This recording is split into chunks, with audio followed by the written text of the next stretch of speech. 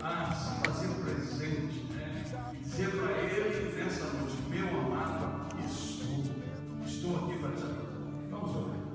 Santos, eterno Pai, toda honra, toda glória, todo louvor, toda adoração sejam dedicadas a ti, Senhor. Tu és o único de receber, o único merecedor de receber toda adoração. Queremos essa noite, ó Pai, nos juntar aos milhares e milhares de teus filhos, ó Pai, que se espalham por esta terra em adoração a ti, Senhor. Muitas são as igrejas, ó Deus, que estão transmitindo nessa noite, ó Deus, cultos online, através, ó Deus, de aparelhos, através da TV, através de smartphones. Ó Deus, nós queremos nos unir a eles, ó Deus, em adoração a ti, ó Pai. E também nos juntarmos aos milhões e milhões de anjos que eternamente te louvam e te adoram. E, ó Deus, dizer a ti nessa noite que tu és bem-vindo neste culto, ó Pai. E dizer, ó Pai, que nós aqui estamos. Tu conheces o nosso coração, sabes bem quem somos. Ó Deus, que o Senhor esteja sondando o coração de cada um de nós. Ó Deus, perdoando os pecados, purificando a nossa mente, ó Deus, e entrando em nossas casas, ó Deus, com poder e graça, abençoando cada nação. Ó Deus, olha para cada coração, cada um que está conectado agora, nesse momento, ó Deus, receba o louvor de cada um nessa noite, pois assim nós oramos, te agradecemos e bendizemos a amada nossa alma, em nome de Jesus. Amém. Amém, Jesus.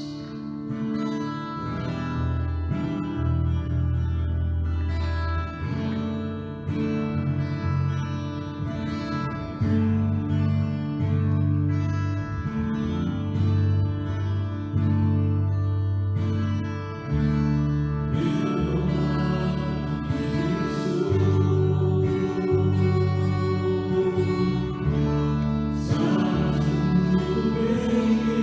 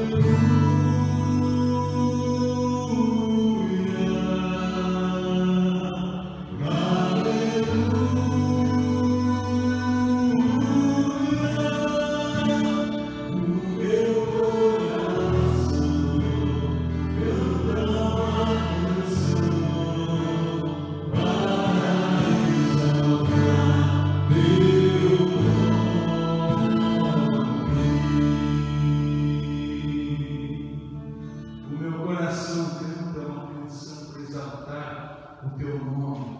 Eu gosto de uma frase que a gente repete assim: como não amar esse Deus? Como não adorar esse Deus tremendo, maravilhoso? Vamos continuar adorando ele, dizendo que ele é a nossa estrela da manhã. Eu não sei você, mas eu sou uma vez que gosto de ficar no céu. E eu não gosto de ver o comer da minha vida, mesmo as fotos do comer, eu gosto de ficar olhando o céu, o Júpiter, Vênus, e aí o autor olha para essa magnitude toda do universo e diz assim: olha, tu és essa estrela, brilhosa, linda, és a nossa estrela da manhã, o Cordeiro Santo que nos trouxe a paz. Adoro dizendo isso a ele nessa noite.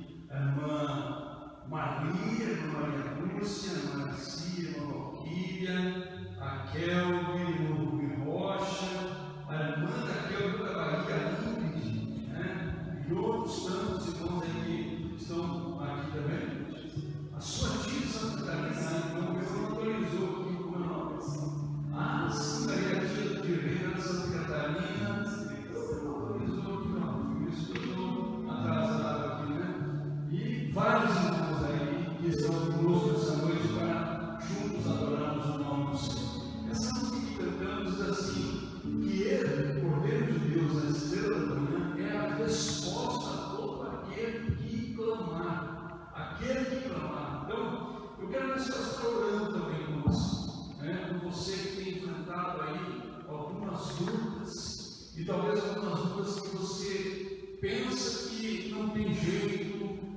acha que não tem solução, algumas situações que você já quase está jogando a toalha, algumas situações que têm tirado teu sono, algumas situações que têm tirado tua paz, algumas situações que têm perturbado o teu coração. Eu quero nessa noite orar por você. Então, não posso, né? Eu coloquei ali no Facebook, deixa aqui seu pedido de oração. Mesmo assim, a gente orando agora, se você tiver algum motivo específico de oração, pode comentar ali, né? Como se fala no chat do Facebook, é isso, né? É isso aí, né? Faz um comentário, olha, de oração, assim, a gente vai estar orando por você. Se não orarmos hoje no final do culto, né? Estaremos orando durante a semana pela sua vida. Nós vamos orar agora por essa situação que você está enfrentando. Então, coloque pela fé nas mãos daquele que tem todo o poder para fazer. E aí você vai ver, você vai contar as bênçãos, vai ficar admirado, porque serão muitas e muitas bênçãos. Amado Deus, eterno Pai, mais uma vez a tua oração, Deus, queremos nos dirigir à tua presença. Agora, Senhor, para apresentar diante de ti, ó Pai, cada coração, Senhor, que está aflito, angustiado, cada vida, Senhor, que está enfrentando uma luta, uma dificuldade, algo, Senhor, que julga não ter mais jeito, não ter mais saída, Senhor. Algumas situações, ó Pai, que tem tirado a paz dos teus filhos, que tem trazido preocupação no coração, Deus, queremos colocar diante de ti, Senhor. Seja, Deus, o problema que for, seja for a área na vida desses queridos, ó Pai, que estejam enfrentando situações adversas. Pedimos, ó Pai, que o Senhor tenha um toque especial, Pai, que a tua graça inunde esse coração, Pai, seja na área financeira, seja na área da saúde física, Senhor. Quantas pessoas, ó Pai, estão aí internadas, ó Deus, com diversas enfermidades, ainda mais agora com esse coronavírus que nos impede até de estarmos juntos, próximos, ó Pai. Isso tem trazido tantos problemas emocionais. Ó Deus, seja, ó Deus, o problema de saúde, ó Pai, toca, Deus, derrama a tua graça, teu olho santo curando. Também, ó Deus, aqueles que se sentem pressionados, aqueles que se sentem sobrecarregados emocionalmente, ó Deus, pedimos, ó Pai, o alívio do Senhor de saúde. Pedimos, ó Pai, o derramar também da tua graça, Senhor, nesse coração. Aqueles, ó Pai, também que se sentem oprimidos, ó Deus, espiritualmente, ó Deus, o inimigo talvez esteja batendo forte, ó Deus, machucando-se, enviando seus dados inflamados, pedindo, ó Pai, que o Senhor também estenda a sua mão e dê um alívio, libertação, Senhor. Se há alguém, ó Pai, preso ao vício, clamamos nessa noite por libertação nessa vida. Também nós clamamos por salvação, por transformação de vidas, ó Deus. Tu és o Cordeiro que estamos celebrando essa noite, que tira o pecado do mundo, que tem poder e que é a resposta a todo aquele que clamar. Nós estamos clamando a Ti nessa noite, em nome de Jesus. Amém e amém, Jesus. Glória a Deus.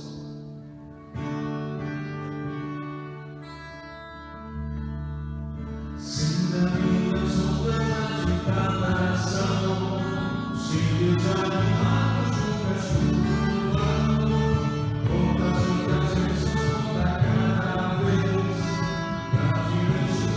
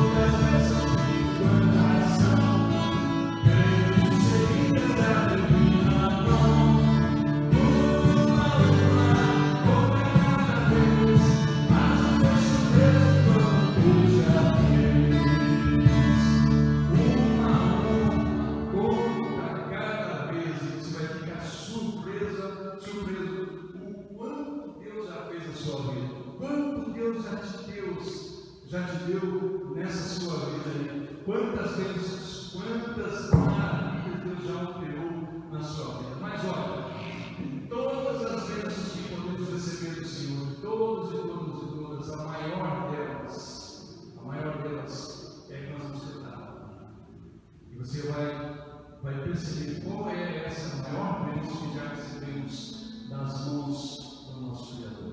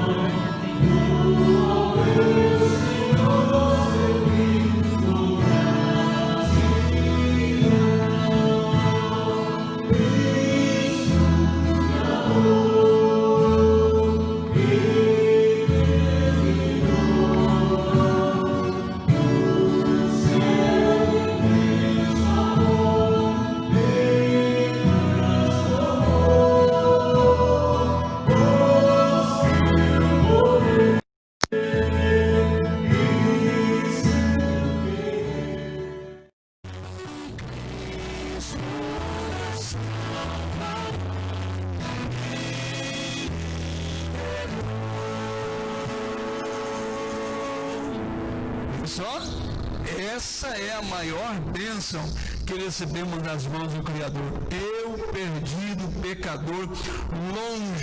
Salmo de número, 126. Deixa eu ver se eu ficar em pé. Senão a gente cansa ali, né? Salmo 126 é um daqueles salmos chamados salmos de ramagem ou de peregrinação. E ele diz assim, na tradução Nova Versão Internacional, Salmo de número 126, se você tem a Bíblia aí, abra o aplicativo aí no seu smartphone, ou agora se você estiver usando o smartphone para assistir o culto, não vai dar, mas diz assim: quando o Senhor trouxe os cativos de volta a Sião, foi como um sonho. Então a nossa boca encheu-se de riso e a nossa língua de cantos de alegria. Até nas outras nações se dizia: o Senhor fez coisas grandiosas por este povo. Sim, coisas grandiosas fez o Senhor por nós, por isso estamos alegres. Senhor, restaura-nos, assim como enches o leito dos ribeiros no deserto. Aqueles que semeiam com lágrimas, com cantos de alegria colherão. Aquele que sai chorando enquanto lança semente, voltará com cantos de alegria, trazendo os seus feixes. Esse é um dos lindos salmos que a gente gosta de ler, porque é um salmo que fala de restauração de situações que enfrentamos no dia a dia, na vida. é um salmo que demonstra a alegria do povo de Deus. Ele fala de alegria, ele fala de júbilo. Inclusive, se a gente for olhar a palavra de Deus, a Bíblia, que é a nossa única regra de fé e prática, ela vai dizer em todas as suas passagens, praticamente, que nós devemos viver a vida alegre. Que nós devemos viver a vida alegre. Claro que não é essa alegria vendida ou oferecida pelo mundo, que é uma alegria passageira, que é uma alegria que depende da circunstância, a alegria que depende de você ter saúde, a alegria que depende de você ter dinheiro no banco, de você ter a melhor roupa, a melhor comida, a melhor casa, uma alegria que depende de você viver isento de uma pandemia de novo coronavírus. Essa alegria que Deus vem nos dar, ela não está presa às circunstâncias. A alegria que Deus vem nos dar, ela não depende de nenhuma circunstância. E lá em Filipenses 4, verso 4, a gente lê que Paulo diz assim: alegrai-vos no Senhor, outra vez vos digo, alegrai-vos. Então a gente vai observar claramente pela palavra de Deus que a orientação de Deus na vida do crente é que ele seja alegre. A orientação de Deus para o seu povo é que ele seja um povo alegre. E não apenas um povo alegre, mas um povo que experimente alegria. Não apenas um povo que viva aí sorrindo, né? Claro que a gente chora também, né? Essa semana, lá em casa me perguntaram, mas e aí o que está acontecendo? Eu estava assim um pouco deprimido, estou bem melhor agora. Eu acho que eu deveria pregar todo dia, estar fazendo culto todo dia, porque me renova, né? E aí a gente vai ficando assim deprimido, porque a gente não está junto e tal, né? Mas aí de repente passa essa tristeza, esse sentimento, e a gente melhora, porque Deus está acima de todas as coisas. Então, um povo que experimente alegria. Mas alguém pode perguntar: como posso experimentar essa alegria? Ou como ser alegre em meio a essas turbulências todas? A gente vai olhar o Salmo 126, e ele é um salmo que acontece pós-exílio. Ou seja, o que é isso, exílio? A gente sabe que Deus havia prometido uma terra para o seu povo. Quando ele foi chamar Moisés e dizer: Moisés, vai lá no Egito e tira o meu povo de lá e traze-o para esta terra que mana leite e mel. Então, o que aconteceu? Que Moisés foi lá, trouxe o seu povo, levou até pertinho ali da terra prometida, porém Moisés não entrou porque desobedeceu ao Senhor. E aí então Josué toma o comando, e Josué entra com o povo na terra prometida. O povo está vivendo ali sob a orientação de Deus, debaixo da proteção de Deus. Eles estavam ali vivendo, sendo orientados pelos mandamentos que Deus havia dado para Moisés, e um deles era de que eles não tivessem, ou senão o primeiro mandamento, que eles não tivessem outros deuses além de Yahweh, além do Deus Criador, o único Deus verdadeiro. Essa foi a orientação de Deus, dizendo assim: olha, vivam assim que vocês vão ser bem-sucedidos. Se fôssemos resumir, e Jesus resumiu os mandamentos, né? E quando ele disse assim: olha, o primeiro mandamento, grande mandamento é este: amarás o Senhor teu Deus de todo o coração, de toda a tua força, de toda a tua alma. Quando ele fala isso, ele vai resumir dizendo assim: olha, é exatamente isso que eu quero que vocês vivam. Não tenham outro Deus além de mim, que vocês vão experimentar a alegria. E o povo viveu um pouco de tempo assim. Logo começou então a se desviar, começaram a se prostituir com outros deuses. Será que precisa mudar?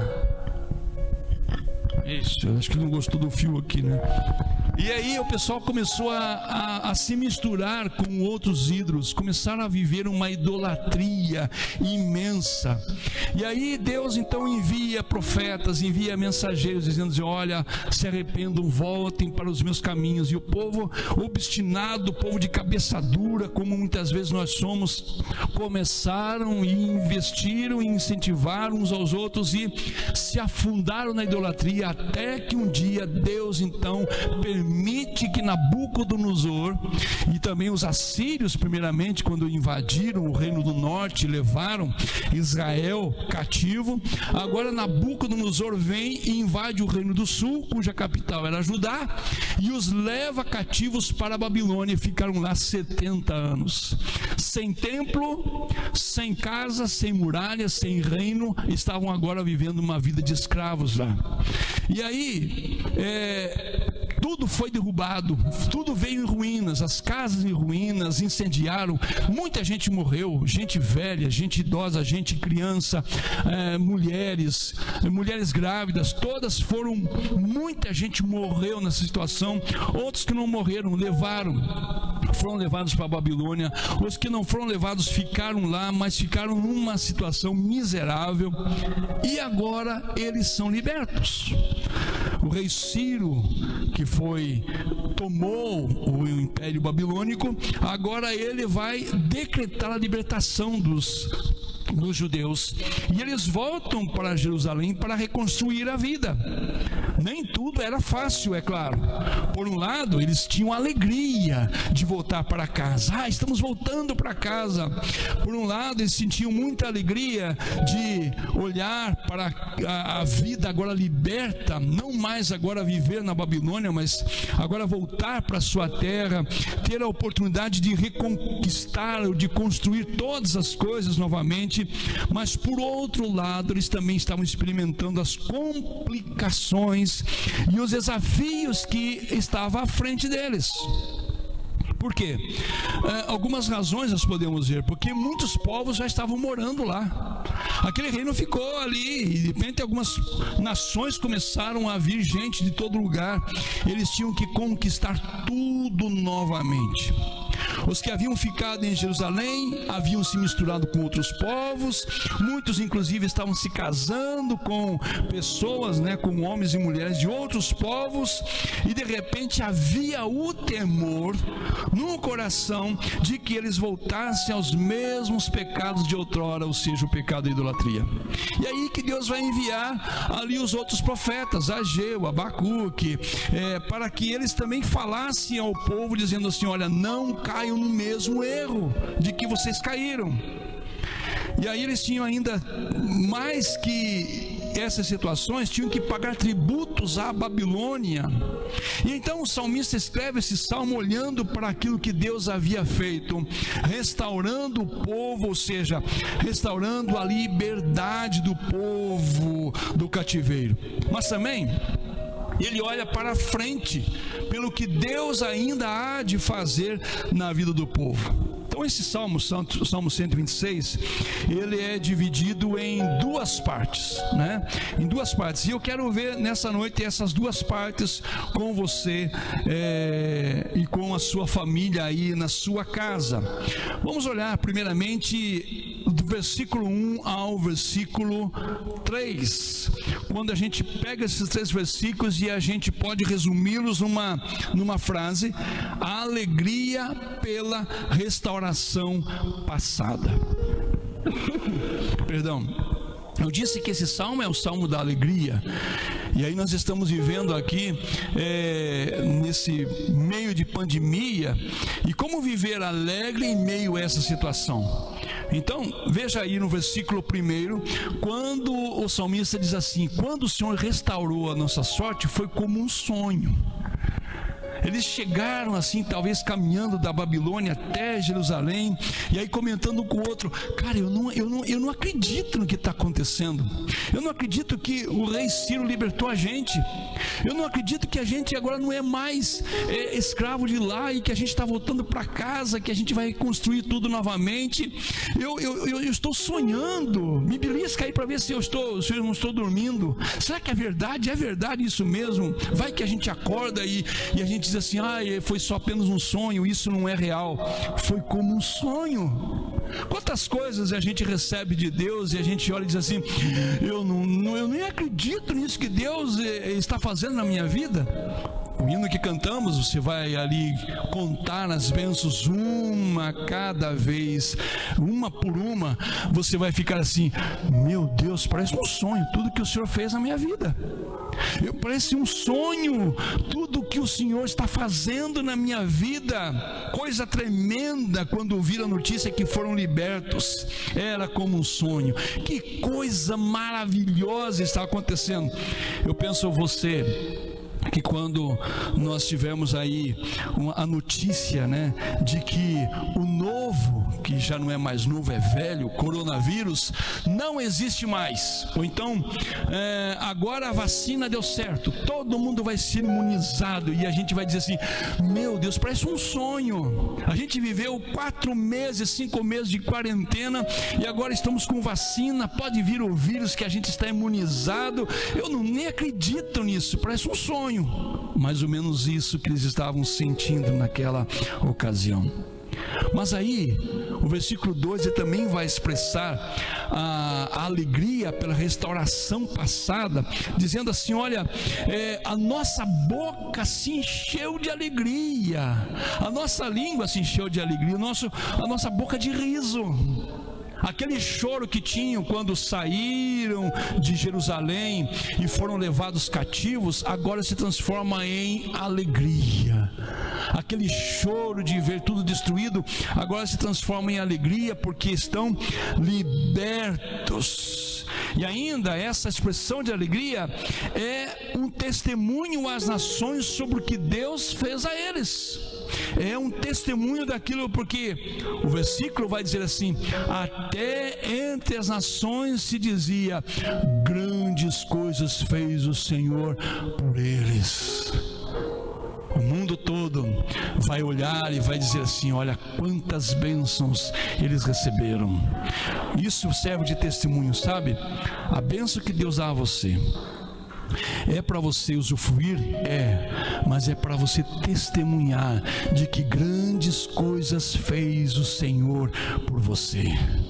Louvo a Deus, porque quando a gente ouve pessoas assim que venceram a Covid-19, grandes coisas fez o Senhor.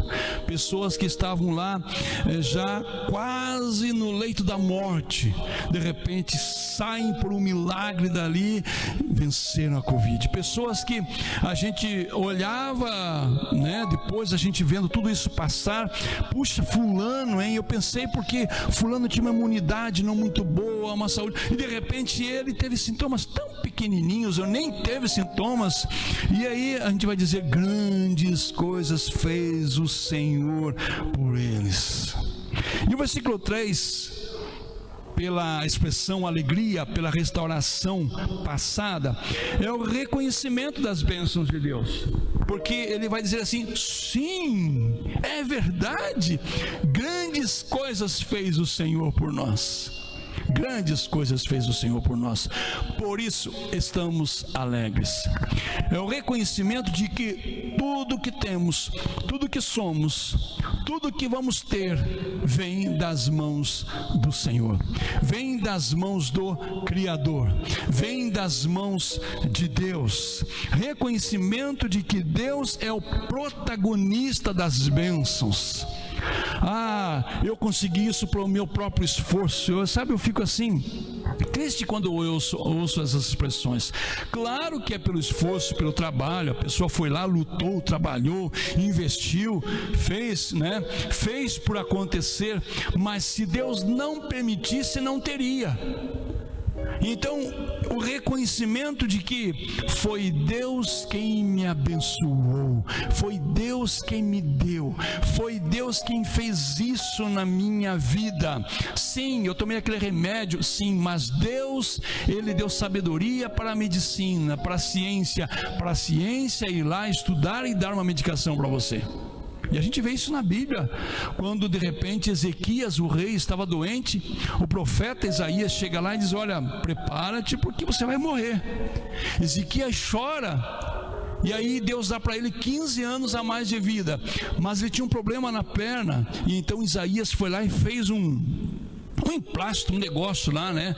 Cozinhou umas ervas de figo, umas folhas de figo, fez lá uma mistura e passou na perna dele e ele foi curado. Então, com remédio, né? A gente vê isso. Precisamos celebrar nossas libertações. Por isso que nós cantamos: eu perdido pecador. E eu canto essa música e canto as músicas, e isso eu me engasgo, porque é impossível a emoção não vir à tona. Eu perdido pecador, longe do meu Senhor, sem merecer, Deus veio ao meu encontro. Sem você merecer, Deus veio ao teu encontro. Como não amar esse Deus? Como não adorá-lo? As bênçãos que recebemos do Senhor devem ser todas celebradas. Celebre. Passamos mais uma semana, até aqui o Senhor nos ajudou, então celebre, é motivo de alegria. Mas aí muda um pouquinho o tom do salmo. Ele expressa alegria pela restauração passada, e dos versículos 4 a 6, ele expressa uma alegria pela restauração vindoura, pelo que virá. Ele é como se estivesse caminhando, e ele é um cântico de peregrinação, por isso as pessoas estão caminhando, né? E aí, como se o salmista estivesse caminhando e olhando para trás e dizendo: olha o que Deus fez por nós. Quanta coisa, veja, éramos cativos, éramos prisioneiros, e o que Deus fez por nós. Estamos libertos agora, estão caminhando. Mas ele olha para frente e diz assim: ainda tem coisa a fazer, ainda tem restauração, ainda tem coisas que Deus precisa fazer na nossa vida. E aí então, passados aqueles momentos de euforia, de alegria pela libertação, chegam em Jerusalém. Tudo precisava de restauração, de reconstrução, porque nem tudo estava bem. Tudo estava em ruínas, o templo em ruínas, as muralhas em ruínas, as casas em ruínas. Ainda tinha gente que estava sofrendo. E aí você vê Neemias saindo de lá da Babilônia, indo lá para Jerusalém para reconstruir os muros. Você vê Esdras, o escriba, saindo também, indo lá para reconstruir a parte espiritual do povo de Deus. A situação não era muito fácil. Aquele novo normal, ou normal novo, precisava ser reparado. É como quando nós pregamos domingo passado, que Noé entra na arca com o mundo, olhando para o mundo corrompido, cheio de pecado. Ele fica 1 ano na arca, 1 ano e alguns dias, e aí quando termina todo o dilúvio, a terra se enche de terra seca, né? As águas se secam. Noé sai da arca e ele vê um mundo novo, ele vê um novo normal agora, e ele vai ter que reconstruir tudo aquilo novamente. Os muros em ruínas, o templo em cinzas, as casas não existiam, tudo tinha que ser reconstruído outra vez.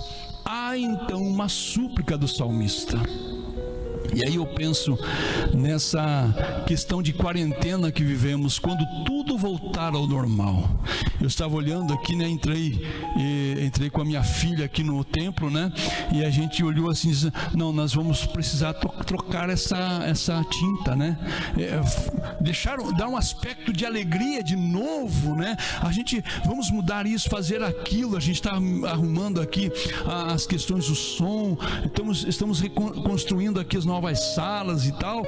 Então a gente começa a ter esse sentimento assim de olhar para frente, para aquilo que ainda pode ser feito. E aí então o salmista suplica a Deus, e ele usa 2 analogias quanto a essa súplica, ou para expressar a sua súplica. Primeiro, no versículo 4, ele fala assim: restaura-nos, Senhor. É como se ele tivesse chegado em Jerusalém e olhado aquelas ruínas, tudo caído, tudo queimado, o povo ali vivendo do jeito que queriam, e ele cai de joelhos e diz: Senhor, restaura-nos. Mas Deus não havia restaurado, sim, a libertação, mas agora ele vai dizer assim: restaura-nos, Senhor. Ainda há coisas que precisam ser feitas. E ele vai usar a figura assim como as torrentes do Negueb, ou na NVI diz, assim como as águas enchem os ribeiros do deserto. uma região deserta. Ele olha e diz assim: não, isso aqui, ok, fomos restaurados, mas isso aqui está deserto. O solo está todo rachado pelo sol. E a gente olha para essa figura e a gente volta, para a geografia lá na região do Negueb, onde ele coloca aqui, e a gente percebe que é uma região seca, deserta, mas que de repente a chuva da montanha, ou chovia nas montanhas, e as águas desciam e enchiam aqueles leitos secos. O salmista expressa dizendo: assim como as águas descem das montanhas e enchem os ribeiros secos no deserto, alegrando, faz assim conosco, Senhor. Faz chover sobre nós chuvas abundantes, de águas vivas, águas que descem do trono de Deus e enchem a nossa vida. É isso que está dizendo, Senhor. Nós precisamos recomeçar, precisamos fazer tudo de novo, Senhor. Então faz chover sobre nós, assim como as águas que descem das montanhas e enchem ali no deserto os leitos daqueles riachos secos, vem até nós e enche-nos também com tua graça, com chuva da tua graça, com chuva de bênção. Vem e enche-nos de ânimo para reconstruir todas essas coisas. E aí ele usa uma segunda analogia, versículos 5 e 6, quando ele fala assim: aquele que semeia com lágrimas, com júbilo vai colher. Mas como semear se o solo está seco? Ele está dizendo assim: olha, sim, está seco, está aqui um caos, mas a gente precisa investir, a gente precisa fazer alguma coisa. Sabe aquela situação que você vive na tua casa e que de repente está um caos, e aí de repente você espera melhorar as coisas para começar a fazer alguma coisa? Não, o tempo é agora. Vamos esperar passar a quarentena, vamos esperar passar a pandemia, e então para fazermos alguma coisa. Não, o tempo é agora. É nesse tempo de sequidão que precisamos semear. Você precisa semear, eu preciso semear.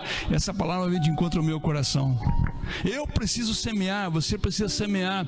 Semear no seu trabalho, semear na sua casa, semear na sua família, semear no seu casamento, semear nos seus filhos, semear na sua igreja. Semear, fazer, reinventar, fazer novamente todas as coisas, e você vai colher, porque ele diz: aquele que semeia com lágrima, com júbilo vai colher. Mesmo em tempo de seca, eles tinham que plantar, mesmo que não vissem uma nuvem, nem mesmo que fosse uma nuvem do tamanho da mão de um homem, uma nuvem de chuva chegar, pois depois de um tempo a chuva viria e inundaria o Negueb. Ele está dizendo assim: não, assim como no tempo certo a chuva cai na montanha e inunda os leitos aqui, os riachos aqui embaixo, Deus vem no seu tempo. É isso que Oséias vai dizer, porque Oséias é contemporâneo aqui. Ele vai dizer assim: olha, busquem o Senhor, busquem, conheçam a Ele, porque como chuva serôdia, chuva no tempo certo, Ele virá.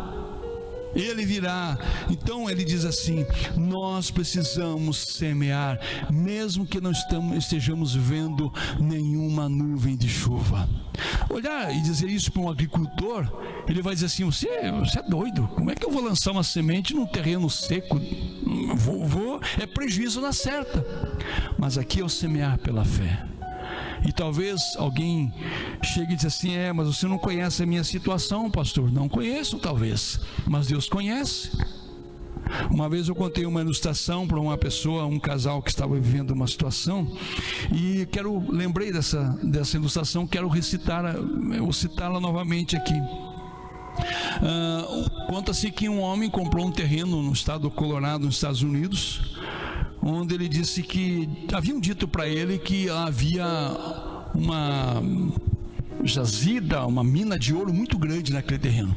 Então ele compra o terreno e vai explorar. E ele cava de um lado, cava do outro, cava, fez um monte de buraco naquele terreno e nada de encontrar ouro. Cansou, gastou o que tinha e colocou o terreno à venda. Colocou uma faixa na frente: venda esse terreno aqui porque eu não quero mais.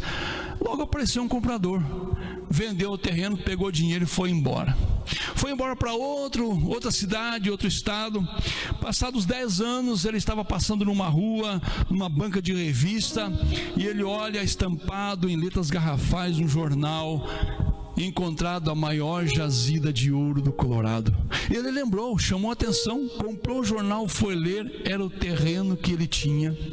E quem encontrou o ouro foi o proprietário, o novo proprietário, aquele que comprou o terreno dele. Mas, para surpresa dele, dizia assim a reportagem: ele cavou apenas 1 metro a mais. Talvez você ainda não chegou a cavar 1 metro a mais na tua vida. Talvez ainda na tua empresa você não cavou 1 metro a mais. Talvez no seu emprego, talvez no seu casamento, talvez na sua vida financeira, na sua vida emocional, na sua vida familiar. Invista 1 metro a mais. Pastor, mas o que é 1 metro a mais? É 1 metro. 1 metro a mais, aqui é um símbolo. Invista, assim como Deus disse para Jeremias. Jeremias olha toda aquela destruição de Jerusalém, tudo em ruínas, e Deus vem e olha para ele no capítulo 32 do livro de Jeremias, e diz assim: Jeremias, vai lá e compra um terreno do teu tio. Como é que eu vou comprar um terreno num lugar desse? Né? É a mesma coisa que alguém dissesse para a gente assim: olha, vai lá e compra um terreno lá na Síria, onde está sendo bombardeado hoje, muitas bombas e tal. Eu vou investir um dinheiro naquela região? Sim, invista lá. E aí Jeremias ouve de Deus a seguinte expressão: há alguma coisa difícil para mim, Jeremias? Sobre essa palavra, Jeremias foi e comprou o terreno, registrou o terreno, escriturou o terreno. Deus estava dizendo para ele assim: Jeremias, quando passar tudo isso, você vai ter um terreninho aí para você e sua família. O que Deus está dizendo para mim e para você é que nós devemos investir mesmo quando não estejamos vendo nada. A menos que Deus diga para você: continue investindo, continue fazendo, continue trabalhando. É assim que devemos viver, mesmo em meio a essa quarentena que estamos vivendo, que a gente não vê saída. Alguns dizem mais 3 semanas, 4 semanas, eu não sei. Nós precisamos semear. É por isso que desde o primeiro culto, ou desde a primeira semana, quando foi decretada a quarentena, que não haveria mais culto presencial, nós estamos aqui. Vamos fazer em casa? Não, vamos fazer na igreja. Queremos semear, não queremos deixar de proclamar a palavra de Deus, não queremos deixar de louvar a Deus juntos como igreja. Estamos investindo, estamos semeando. E o versículo 6 nos dá a esperança do resultado. Ele diz: voltará com alegria, trazendo os seus feixes. Há uma alegria à nossa espera. Há uma alegria maior ainda há uma alegria maior que tudo que podemos ver aqui. Uma alegria imensa, ou seja, a alegria da salvação. Lembra que quando eu falei que de todas as bênçãos que recebemos de Deus, há uma que é maior? E que nós cantamos: eu perdi do pecador, é a alegria da salvação. A alegria vem quando vemos o que Deus já fez por nós. A alegria da minha vida vem quando eu olho para trás e vejo que Deus já fez por mim, me dando a salvação, me dando alegria, me chamando para o ministério da sua palavra, me dando uma família, me dando uma esposa, me dando 2 filhas, me dando um genro, me dando uma igreja que eu amo e que me ama, tenho certeza disso. Isso vem alegria, libertação do pecado. A alegria vem quando nós vemos o que Deus fez por nós, libertação do poder da morte. Mas alguém pode dizer assim: mas pastor, a gente vai morrer ainda. Sim, vamos morrer. A alegria vem quando vemos o que Deus irá fazer em nós e por nós. Somos libertos do poder do pecado, mas ainda pecamos. Somos libertos do poder da morte, mas vamos morrer. Mas um dia estaremos livres de todo o pecado. Olhando para trás, vemos que fomos libertos do poder do pecado. Olhando para frente, vemos que nós um dia nunca mais iremos pecar. Olhando para trás, vemos que fomos libertos do poder da morte, porque Cristo morreu a nossa morte. Mas olhamos para frente e vemos que um dia a morte será vencida, quando os corpos ressuscitarão. E vemos isso cada dia acontecendo. Somos alegres, mas não ainda em toda a completude. E quando será? Quando Cristo nos dará a restauração completa na sua segunda vinda. Essa expectativa da alegria, da verdadeira alegria, a alegria que o mundo não pode experimentar e que precisamos olhar, orar e falar para que eles venham experimentar essa alegria. Olhando para trás e para frente, vamos caminhando. Olhando para trás, pelo que Deus já nos fez, nos deu.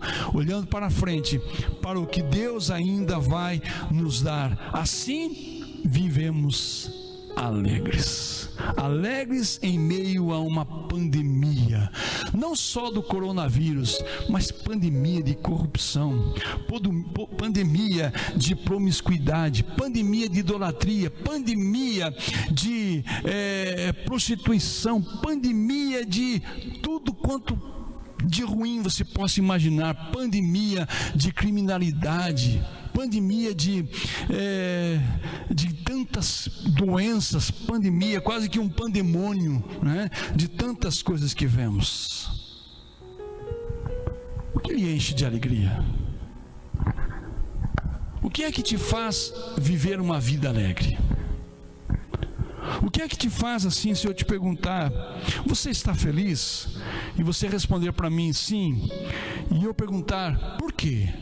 Qual será a tua resposta?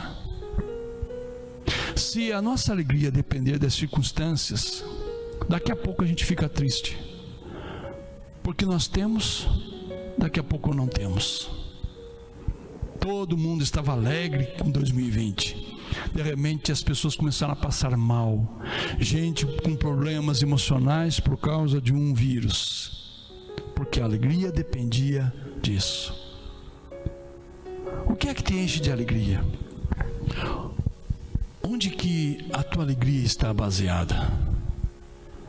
Que a tua alegria seja baseada em Jesus, naquilo que Ele fez por você, naquilo que Ele pode fazer por você e naquilo que Ele há de fazer por você na sua vida.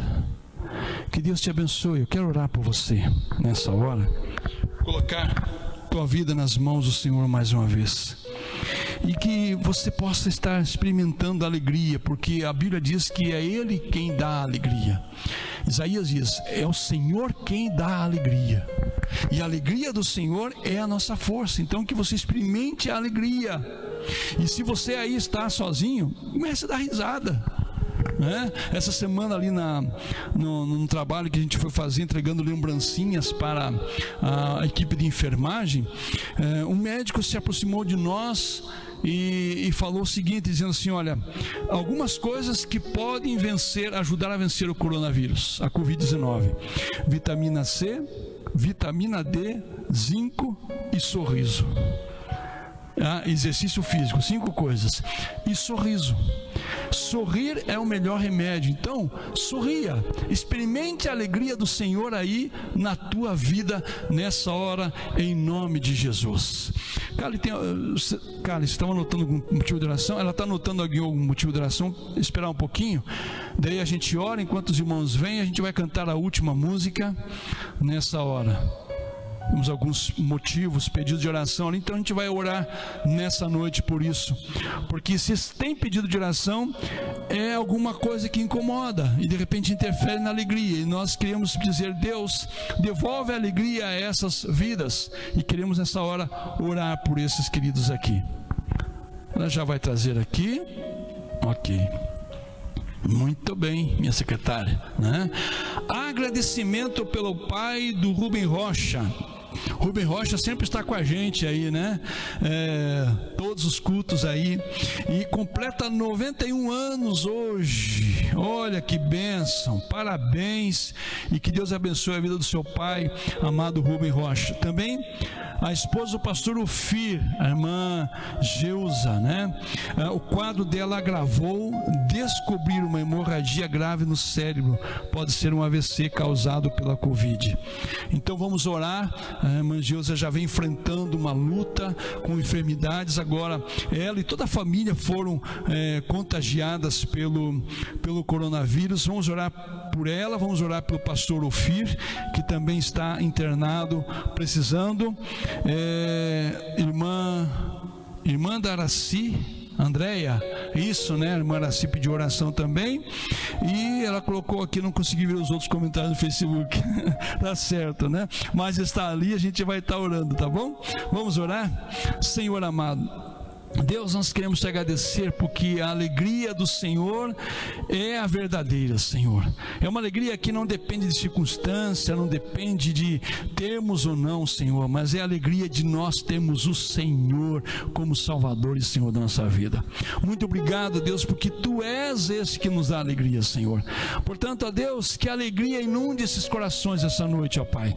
Corações tristes, amargurados, angustiados, deprimidos, corações, ó Pai, que estão chorando, que a alegria do Senhor brote nos corações, que o sorriso agora se abra, ó Deus, que eles possam, inclusive, se for o caso, dar gargalhadas ali na sua casa, porque ninguém vai estar vendo mesmo, só o Senhor, que possam sorrir e ver que o Senhor está olhando para eles, do seu trono o Senhor está olhando para os seus filhos. Então, ó Pai, que cada um sorria nessa hora, sabendo que o Senhor está cuidando de cada detalhe.